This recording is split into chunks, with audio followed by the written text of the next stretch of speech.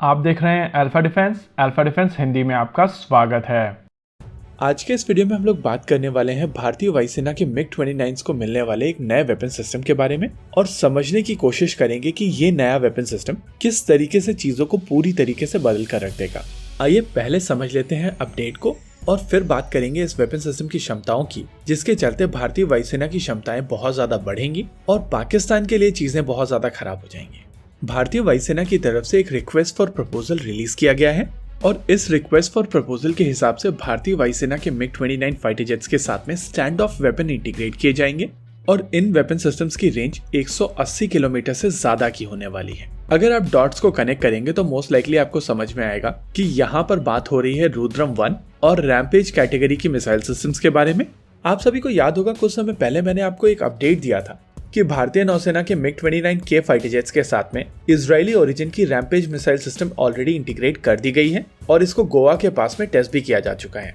ऐसे में भारतीय वायुसेना और भारतीय नौसेना जो दोनों MiG-29 फाइटर जेट का प्रयोग करते हैं उनके लिए आसान हो जाता है कि चीजों को कंसोलिडेट किया जाए और अगर नौसेना ऑलरेडी इस मिसाइल सिस्टम को यूज कर रही है तो उसी सप्लाई चेन का प्रयोग करते हुए भारतीय वायुसेना भी इस मिसाइल सिस्टम को अक्वायर कर सकती है। अगर रैम्पेज की बात की जाए तो ये एक काफी कॉस्ट इफेक्टिव मिसाइल सिस्टम है जो basically multipurpose air launch rocket system है। जी हाँ, यहाँ पर एक आर्टिलरी रॉकेट को मॉडिफाई करके एक्सटेंडेड रेंज में एयर टू सरफेस मिसाइल के तौर पर यूज किया जाता है। रैम्पेज बेसिकली 570 किलोग्राम की एक मिसाइल सिस्टम है जो 150 किलोग्राम का एक वॉरहेड कैरी करने में सक्षम है। अगर इसकी ऑपरेशनल रेंज की बात की जाए तो ये 150 किलोमीटर से लेकर 250 किलोमीटर की दूरी पर हर तरीके के टारगेट को मारने में सक्षम होती है।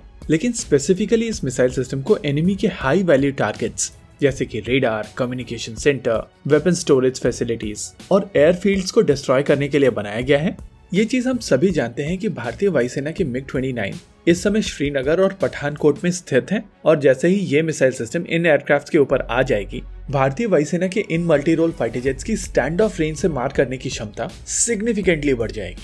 जी हाँ, ये फाइटर जेट भारत के अंदर ही रहते हुए पाकिस्तान के लगभग हर एक मिलिट्री इंस्टॉलेशन को टारगेट करने में सक्षम होंगे और नॉर्दर्न रीजन में आप जितने भी पाकिस्तानी एयरबेसेस को देखेंगे तो आपको समझ में आएगा कि ये सारे के सारे एयरबेस भारतीय वायुसेना के MiG-29 की स्टैंड ऑफ रेंज के अंदर आ जाएंगे। यानी कि भारतीय वायुसेना के MiG-29 को पाकिस्तान द्वारा कंट्रोल की जा रही एयर टेरिटरी के अंदर नहीं जाना पड़ेगा और स्टैंड ऑफ रेंज से ही इन इंस्टॉलेशंस को काफी आसानी से टारगेट किया जा सकेगा। वैसे स्कार्दू के केस में भारतीय वायुसेना के ज्यादातर स्टैंड ऑफ वेपन पूरी तरीके से इफेक्टिव हैं और भारतीय वायुसेना अपने द्वारा कंट्रोल की जा रही टेरिटरी से काफी आसानी से स्कार्दू को टारगेट कर सकती है। इस्लामाबाद और रावलपिंडी भी काफी आसानी से भारतीय वायुसेना की रेंज में आते हैं और रैम्पेज की मदद से काफी आसानी से कम कीमत पर इस इलाके में जितने भी इंस्टॉलेशंस हैं आप उनको टारगेट भी कर सकते हैं। इनफैक्ट पाकिस्तान में जो सबसे ज्यादा सेफ बेस माना जाता है यानी कि सरगोधा, उसको भी भारतीय वायुसेना अब स्टैंड ऑफ रेंज में एंगेज करने में सक्षम होगी। ऐसे में अगर भारतीय वायुसेना की तरफ से कभी भी प्रीएम्प्टिव स्ट्राइक की गई तो पाकिस्तान के लगभग सभी बेसेस पूरी तरीके से न्यूट्रलाइज किए जा सकेंगे और अगर एयरबेस ही नहीं रहेंगे तो आप काफी आसानी से एयर सुपीरियरिटी वहां पर क्रिएट कर पाएंगे। वैसे ऐसा नहीं है कि रैम्पेज को इंटरसेप्ट नहीं किया जा सकता। अगर भारतीय वायुसेना की तरफ से रैम्पेज मिसाइल सिस्टम लॉन्च की जाती हैं तो इनमें से कुछ missile system Pakistani air defence system intercept कर सकते हैं। लेकिन जैसा कि मैंने आपको पहले भी कहा है कि इस मिसाइल सिस्टम की कॉस्ट काफी कम है और इसी वजह से इनको काफी ज्यादा नंबर में लॉन्च किया जा सकता है। यानी कि जरूरत पड़ने पर भारतीय वायुसेना पाकिस्तानी एयर डिफेंस को इस मिसाइल सिस्टम से सैचुरेट कर सकते हैं और एक बार एयर डिफेंस सिस्टम सैचुरेट हो जाते हैं तो पाकिस्तान के पास में बहुत ज्यादा डिफेंस बचेगा नहीं।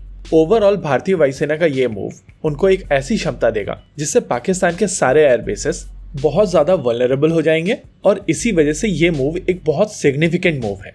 होप चीजें यहाँ पर कॉन्टेक्स्ट में गई होंगी। इसी के साथ आज के इस वीडियो में रखते हैं केवल इतना ही। वीडियो को अंत तक देखने के लिए धन्यवाद। देखते रहिए अल्फा डिफेंस। जय हिंद।